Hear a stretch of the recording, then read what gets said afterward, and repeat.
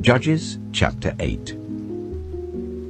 Now the Ephraimites asked Gideon, "Why have you treated us like this? Why didn't you call us when you went to fight Midian?" And they challenged him vigorously. But he answered them, "What have I accomplished compared to you? Aren't the gleanings of Ephraim's grapes better than the full grape harvest of Abiezer? God gave Oreb and Zeeb, the Midianite leaders, into your hands. What was I able to do compared to you?" At this, their resentment against him subsided. Gideon and his 300 men, exhausted yet keeping up the pursuit, came to the Jordan and crossed it. He said to the men of Succoth, "Give my troops some bread. They are worn out, and I am still pursuing Zebah and Zalmunna, the kings of Midian." But the officials of Succoth said, "Do you already have the hands of Zebah and Zalmunna in your possession? Why should we give bread to your troops?" Then Gideon replied, "Just for that, when the Lord has given Zebah and Zalmunna into my hand, I will tear your flesh with desert thorns and briars." From there he went up to Peniel, and made the same request of them. But they answered as the men of Succoth had. So he said to the men of Peniel, "When I return in triumph, I will tear down this tower." Now Zebah and Zalmunna were in Karkor with a force of about 15,000 men, all that were left of the armies of the eastern peoples.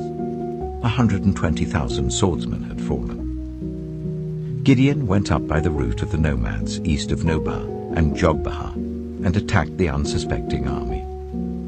Zebah and Zalmunna, the two kings of Midian, fled, but he pursued them and captured them, routing their entire army.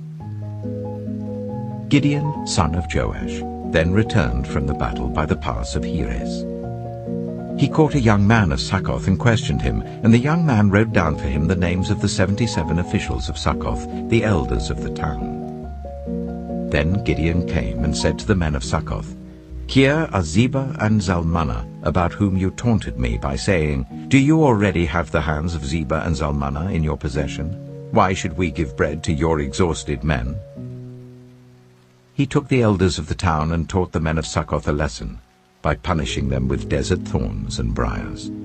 He also pulled down the tower of Peniel and killed the men of the town. Then he asked Zebah and Zalmunna, "What kind of men did you kill at Tabor?" "Men like you," they answered, each one with the bearing of a prince. Gideon replied, "Those were my brothers, the sons of my own mother. As surely as the Lord lives, if you had spared their lives, I would not kill you." Turning to Jether, his eldest son, he said, "Kill them." But Jether did not draw his sword because he was only a boy and was afraid. Zebah and Zalmunna said, "Come, do it yourself. As is the man, so is his strength." So Gideon stepped forward and killed them, and took the ornaments off their camels' necks. The Israelites said to Gideon, "Rule over us, you, your son, and your grandson, because you have saved us from the hand of Midian." But Gideon told them, "I will not rule over you, nor will my son rule over you. The Lord will rule over you." And he said, "I do have one request, that each of you give me an earring from your share of the plunder." It was the custom of the Ishmaelites to wear gold earrings. They answered, "We'll be glad to give them." So they spread out a garment, and each of them threw a ring from his plunder onto it. The weight of the gold rings he asked for came to 1,700 shekels, not counting the ornaments, the pendants, and the purple garments worn by the kings of Midian, or the chains that were on their camels' necks. Gideon made the gold into an ephod, which he placed in Ophrah, his town. All Israel prostituted themselves by worshipping it there, and it became a snare to Gideon and his family. Thus Midian was subdued before the Israelites, and did not raise its head again. During Gideon's lifetime, the land had peace for 40 years. Jerub-Baal, son of Joash, went back home to live. He had 70 sons of his own, for he had many wives. His concubine, who lived in Shechem, also bore him a son, whom he named Abimelech. Gideon, son of Joash, died at a good old age, and was buried in the tomb of his father Joash in Ophrah of the Abiezrites. No sooner had Gideon died than the Israelites again prostituted themselves to the Baals. They set up Baal-Berith as their god, and did not remember the Lord their God, who had rescued them from the hands of all their enemies on every side. They also failed to show any loyalty to the family of Jerubbaal, that is Gideon, in spite of all the good things he had done for them. Judges chapter 9. Abimelech, son of Jerubbaal, went to his mother's brothers in Shechem and said to them and to all his mother's clan, "Ask all the citizens of Shechem, which is better for you, to have all 70 of Jerubbaal's sons rule over you, or just one man? Remember, I am your flesh and blood." When the brothers repeated all this to the citizens of Shechem, they were inclined to follow Abimelech, for they said, "He is related to us." They gave him 70 shekels of silver from the temple of Baal-Berith, and Abimelech used it to hire reckless scoundrels who became his followers. He went to his father's home in Ophrah, and on one stone murdered his 70 brothers, the sons of Jerubbaal. But Jotham, the youngest son of Jerubbaal, escaped by hiding. Then all the citizens of Shechem and Beth Millo gathered beside the great tree at the pillar in Shechem to crown Abimelech king. When Jotham was told about this, he climbed up on the top of Mount Gerizim and shouted to them, "Listen to me, citizens of Shechem, so that God may listen to you." One day the trees went out to anoint a king for themselves. They said to the olive tree, "Be our king." But the olive tree answered, "Should I give up my oil, by which both gods and humans are honored, to hold sway over the trees?" Next, the trees said to the fig tree, "Come and be our king." But the fig tree replied, "Should I give up my fruit so good and sweet, to hold sway over the trees?" Then the trees said to the vine, "Come and be our king." But the vine answered, "Should I give up my wine, which cheers both gods and humans, to hold sway over the trees?" Finally, all the trees said to the thorn bush, "Come and be our king." The thorn bush said to the trees, "If you really want to anoint me king over you, come and take refuge in my shade. But if not, then let fire come out of the thorn bush and consume the cedars of Lebanon." Have you acted honorably and in good faith by making Abimelech king? Have you been fair to Jerubbaal and his family? Have you treated him as he deserves? Remember that my father fought for you and risked his life to rescue you from the hand of Midian. But today you have revolted against my father's family. You have murdered his 70 sons on a single stone, and have made Abimelech, the son of his female slave, king over the citizens of Shechem because he is related to you. So have you acted honorably and in good faith towards Jerubbaal and his family today? If you have, may Abimelech be your joy, and may you be his too. But if you have not, let fire come out from Abimelech and consume you, the citizens of Shechem and Beth Millo, and let fire come out from you, the citizens of Shechem and Beth Millo, and consume Abimelech. Then Jotham fled, escaping to Beer, and he lived there because he was afraid of his brother Abimelech.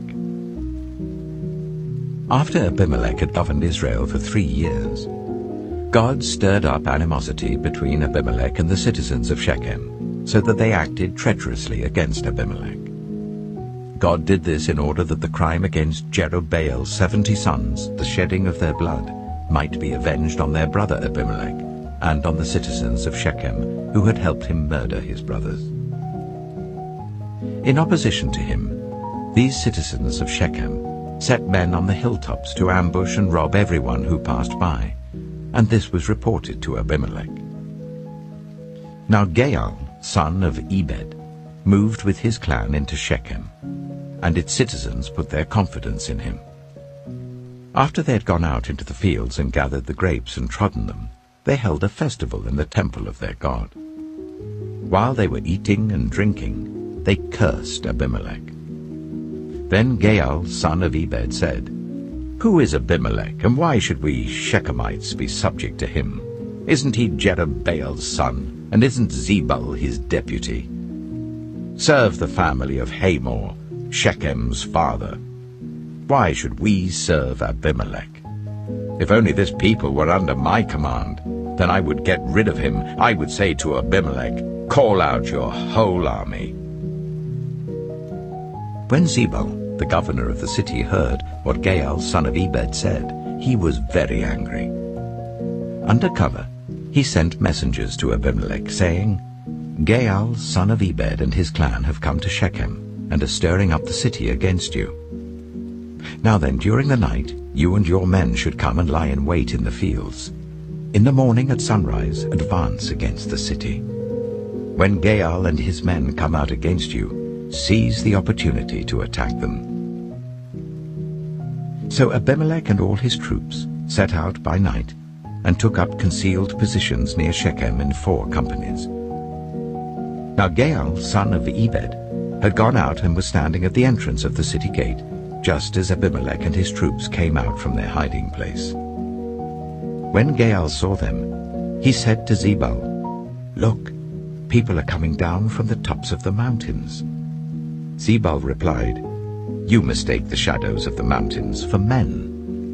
But Gaal spoke up again, "Look, people are coming down from the central hill, and a company is coming from the direction of the diviner's tree." Then Zebul said to him, "Where is your big talk now, you who said, 'Who is Abimelech that we should be subject to him?'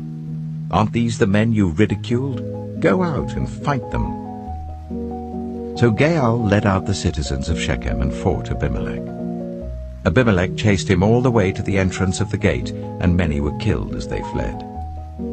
Then Abimelech stayed in Arumah, and Zebul drove Gaal and his clan out of Shechem. The next day the people of Shechem went out to the fields, and this was reported to Abimelech. So he took his men, divided them into 3 companies, and set an ambush in the fields. When he saw the people coming out of the city, he rose to attack them. Abimelech and the companies with him rushed forwards to a position at the entrance of the city gate.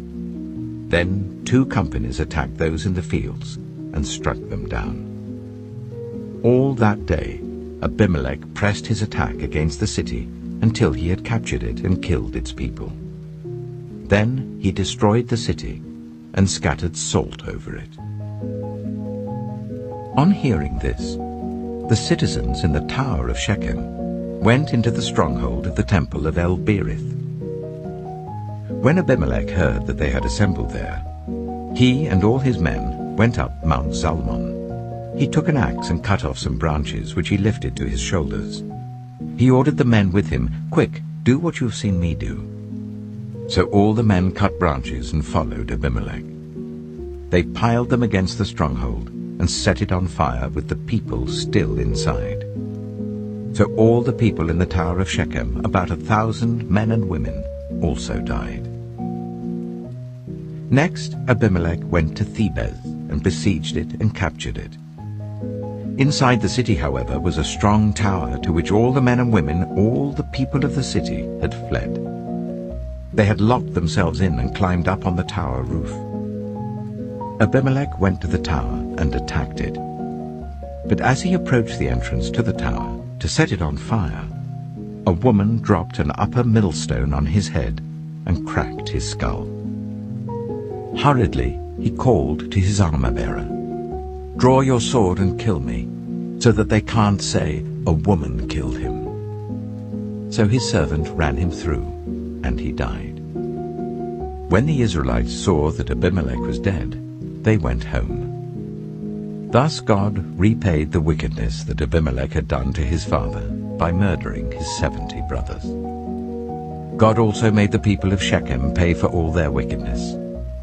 The curse of Jotham, son of Jerubbaal, came on them. Judges chapter 10. After the time of Abimelech, a man of Issachar named Tola, son of Pua, the son of Dodo, rose to save Israel. He lived in Shamir, in the hill country of Ephraim. He led Israel for 23 years. Then he died and was buried in Shamir. He was followed by Jair of Gilead, who led Israel for 22 years. He had 30 sons who rode 30 donkeys.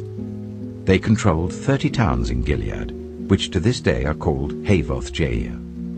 When Jair died, he was buried in Canaan. Again the Israelites did evil in the eyes of the Lord.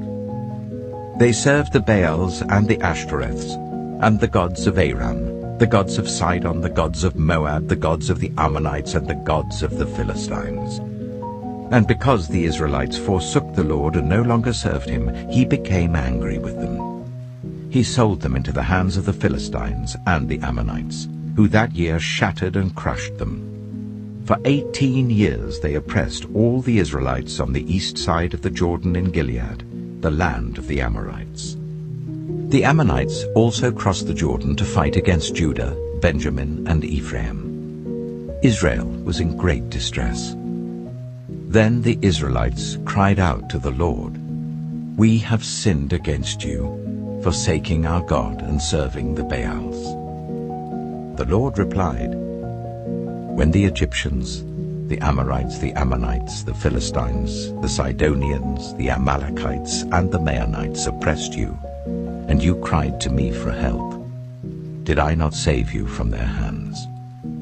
But you have forsaken me and served other gods, so I will no longer save you. Go and cry out to the gods you have chosen. Let them save you when you are in trouble."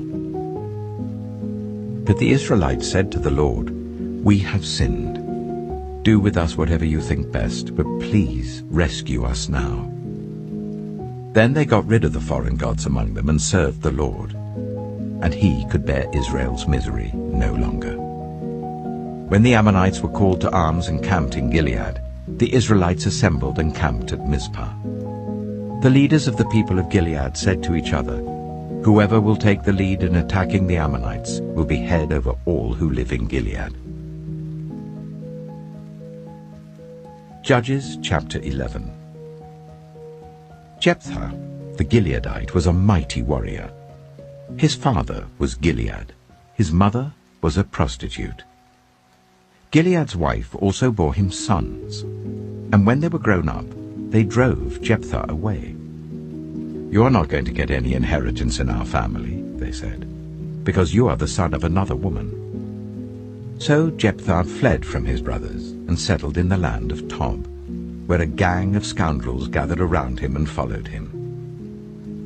Some time later, when the Ammonites were fighting against Israel, the elders of Gilead went to get Jephthah from the land of Tob. "Come," they said, "be our commander, so we can fight the Ammonites." Jephthah said to them, "Didn't you hate me and drive me from my father's house? Why do you come to me now when you are in trouble?" The elders of Gilead said to him, "Nevertheless, we are turning to you now. Come with us to fight the Ammonites, and you will be head over all of us who live in Gilead." Jephthah answered, "Suppose you take me back to fight the Ammonites, and the Lord gives them to me. Will I really be your head?" The elders of Gilead replied, "The Lord is our witness. We will certainly do as you say." So Jephthah went with the elders of Gilead, and the people made him head and commander over them. And he repeated all his words before the Lord in Mizpah. Then Jephthah sent messengers to the Ammonite king with the question, "What do you have against me that you have attacked my country?" The king of the Ammonites answered Jephthah's messengers, "When Israel came up out of Egypt, they took away my land from the Arnon to the Jabbok, all the way to the Jordan. Now give it back, peaceably. Jephthah sent messengers back to the Ammonite king, saying, "This is what Jephthah says. Israel did not take the land of Moab, or the land of the Ammonites. But when they came up out of Egypt, Israel went through the wilderness to the Red Sea and on to Kadesh. Then Israel sent messengers to the king of Edom, saying, 'Give us permission to go through your country.' But the king of Edom would not listen. They sent also to the king of Moab, and he refused. So Israel stayed at Kadesh. Next they traveled through the wilderness, skirted the lands of Edom and Moab, passed along the eastern side of the country of Moab, and camped on the other side of the Arnon. They did not enter the territory of Moab, for the Arnon was its border. Then Israel sent messengers to Sihon, king of the Amorites, who ruled in Heshbon, and said to him, 'Let us pass through your country to our own place.' Sihon, however, did not trust Israel to pass through his territory. He mustered all his troops and encamped at Jahaz, and fought with Israel. Then the Lord, the God of Israel, gave Sihon and his whole army into Israel's hand, and they defeated them. Israel took over all the land of the Amorites who lived in that country, capturing all of it from the Arnon to the Jabbok, and from the desert to the Jordan. Now since the Lord, the God of Israel, has driven the Amorites out before his people, Israel, what right have you to take it over? Will you not take what your god, Chemosh, gives you? Likewise, whatever the Lord our God has given us, we will possess. Are you any better than Balak, son of Zippor, king of Moab? Did he ever quarrel with Israel or fight with them? For 300 years Israel occupied Heshbon, Aroer, the surrounding settlements, and all the towns along the Arnon. Why didn't you retake them during that time? I've not wronged you, but you are doing me wrong by waging war against me. Let the Lord, the judge, decide the dispute this day between the Israelites and the Ammonites." The king of Ammon, however, paid no attention to the message Jephthah sent him. Then the Spirit of the Lord came on Jephthah. He crossed Gilead and Manasseh, passed through Mizpah of Gilead, and from there he advanced against the Ammonites. And Jephthah made a vow to the Lord, "If you give the Ammonites into my hands, whatever comes out of the door of my house to meet me when I return in triumph from the Ammonites will be the Lord's, and I will sacrifice it as a burnt offering." Then Jephthah went over to fight the Ammonites, and the Lord gave them into his hands. He devastated 20 towns from Aroer to the vicinity of Minnith, as far as Abel-Keramim. Thus Israel subdued Ammon. When Jephthah returned to his home in Mizpah, who should come out to meet him but his daughter, dancing to the sound of tambourines? She was an only child. Except for her, he had neither son nor daughter. When he saw her, he tore his clothes and cried, "Oh no, my daughter! You have brought me down, and I am devastated. I have made a vow to the Lord that I cannot break." "My father," she replied, "you have given your word to the Lord. Do to me just as you promised, now that the Lord has avenged you of your enemies, the Ammonites. But grant me this one request," she said. "Give me 2 months to roam the hills and weep with my friends, because I will never marry." "You may go," he said. And he let her go for 2 months. She and her friends went into the hills and wept because she would never marry. After the 2 months, she returned to her father, and he did to her as he had vowed. And she was a virgin. From this comes the Israelite tradition that each year the young women of Israel go out for 4 days to commemorate the daughter of Jephthah the Gileadite. Judges chapter 12. The Ephraimite forces were called out, and they crossed over to Zaphon. They said to Jephthah, "Why did you go to fight the Ammonites without calling us to go with you? "We're going to burn down your house over your head." Jephthah answered, "I and my people were engaged in a great struggle with the Ammonites, and although I called, you didn't save me out of their hands. When I saw that you wouldn't help, I took my life in my hands and crossed over to fight the Ammonites, and the Lord gave me victory over them. Now why have you come up today to fight me?" Jephthah then called together the men of Gilead and fought against Ephraim. The Gileadites struck them down because the Ephraimites had said, "You Gileadites are renegades from Ephraim and Manasseh."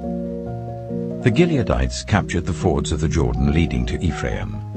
And whenever a survivor of Ephraim said, "Let me cross over," the men of Gilead asked him, "Are you an Ephraimite?" If he replied no, they said, "All right, say Shibboleth."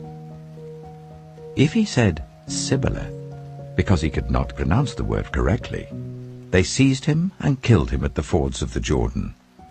42,000 Ephraimites were killed at that time.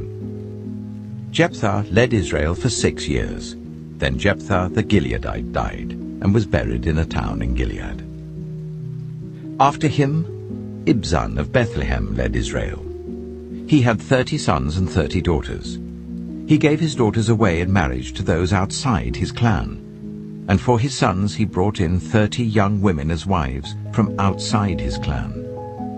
Ibzan led Israel for 7 years. Then Ibzan died and was buried in Bethlehem. After him, Elon the Zebulunite led Israel for 10 years. Then Elon died and was buried in Ajalon, in the land of Zebulun. After him, Abdon, son of Hillel, from Pirathon, led Israel. He had 40 sons and 30 grandsons who rode on 70 donkeys. He led Israel for 8 years. Then Abdon, son of Hillel, died and was buried at Pirathon in Ephraim, in the hill country of the Amalekites. Judges chapter 13. Again the Israelites did evil in the eyes of the Lord. So the Lord delivered them into the hands of the Philistines for 40 years. A certain man of Zorah, named Manoah, from the clan of the Danites, had a wife who was childless, unable to give birth.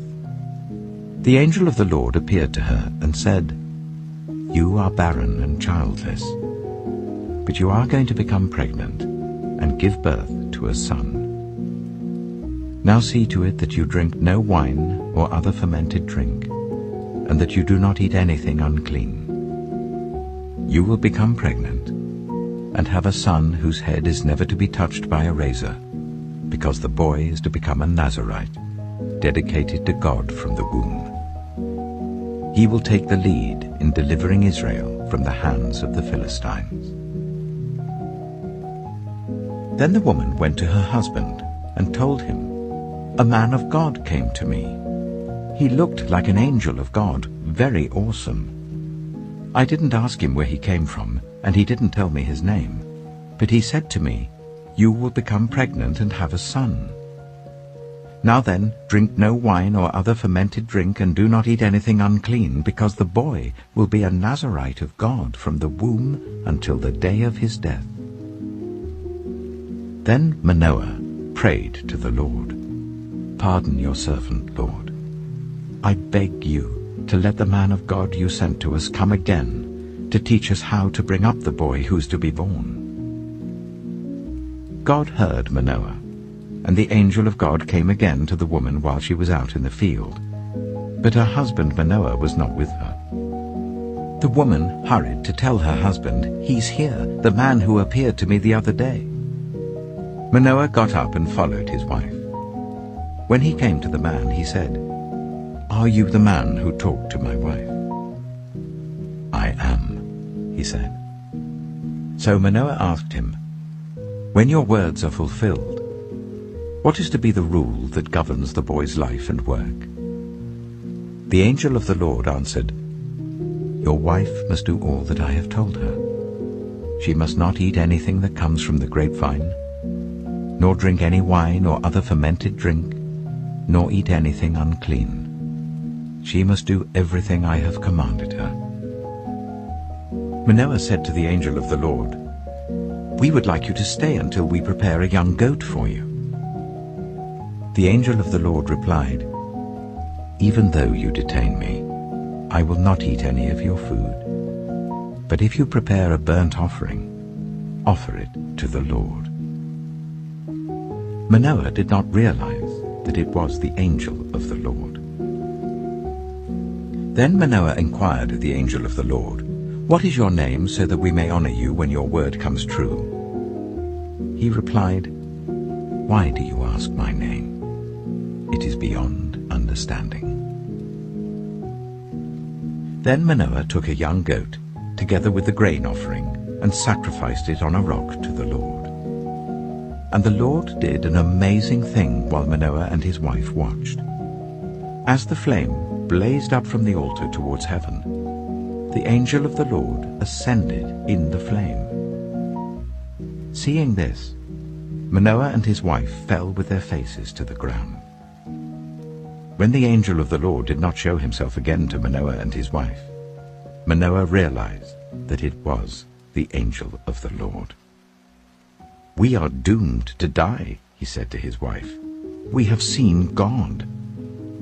But his wife answered, "If the Lord had meant to kill us, he would not have accepted a burnt offering and grain offering from our hands, nor shown us all these things, or now told us this." The woman gave birth to a boy and named him Samson. He grew, and the Lord blessed him. And the Spirit of the Lord began to stir him while he was in Mahaneh-dan, between Zorah and Eshtaol. Judges chapter 14. Samson went down to Timnah and saw there a young Philistine woman. When he returned, he said to his father and mother, "I've seen a Philistine woman in Timnah. Now get her for me as my wife." His father and mother replied, "Isn't there an acceptable woman among your relatives or among all our people? Must you go to the uncircumcised Philistines to get a wife?" But Samson said to his father, "Get her for me. She's the right one for me." His parents did not know that this was from the Lord, who was seeking an occasion to confront the Philistines, for at that time they were ruling over Israel. Samson went down to Timnah together with his father and mother. As they approached the vineyards of Timnah, suddenly a young lion came roaring towards him. The Spirit of the Lord came powerfully upon him, so that he tore the lion apart with his bare hands, as he might have torn a young goat. But he told neither his father nor his mother what he had done. Then he went down and talked with the woman, and he liked her.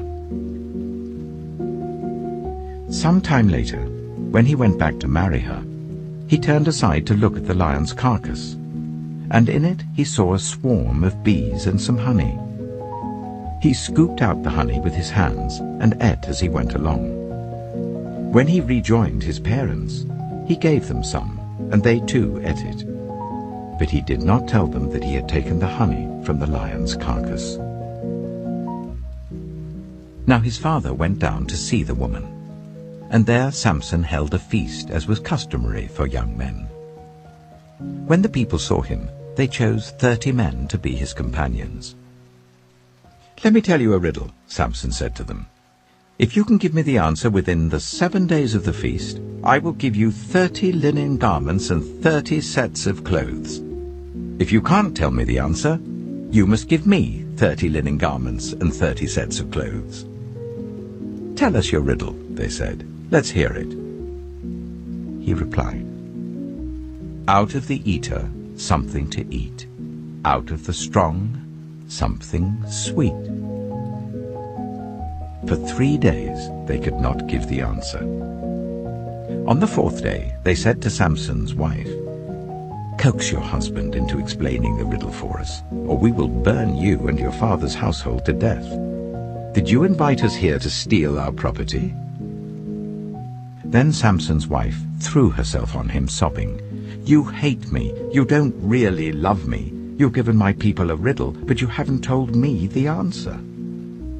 "I haven't even explained it to my father or mother," he replied, "so why should I explain it to you?" She cried the whole 7 days of the feast. So on the 7th day he finally told her, because she continued to press him. She, in turn, explained the riddle to her people. Before sunset on the 7th day, the men of the town said to him, "What is sweeter than honey? What is stronger than a lion?" Samson said to them, "If you had not plowed with my heifer, you would not have solved my riddle." Then the Spirit of the Lord came powerfully upon him. He went down to Ashkelon, struck down 30 of their men, stripped them of everything, and gave their clothes to those who had explained the riddle. Burning with anger, he returned to his father's home. And Samson's wife was given to one of his companions who had attended him at the feast.